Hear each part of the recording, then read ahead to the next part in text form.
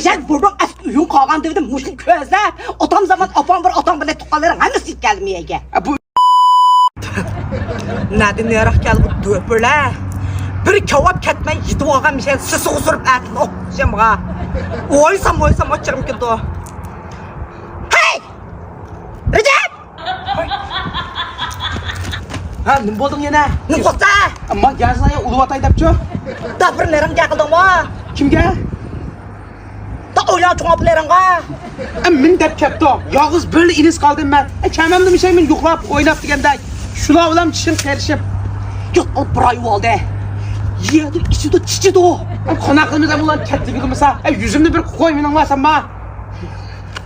Yüzün varmasın ki, ha? Yüzün varmasın ne? Şimdi yüzün, bu yasaltkan genizde kınarak gelmesin ki. Kekemeyden yakıt gelse tukallarım ne vakit bir geldi. Olmadım bir kilo geldi. Ama aşılan koksuyun ekiliydi. Amda içvatımız kımın ha. Özünün kornak girip yok oldu birime. Sen kornak girme ya yuğra gitperse. Ama konaklımda. O yelim içten koksuyun içmişler da aylanın kaklı kodak içmişler. Nemle iç. Adamla çişirdiydi o.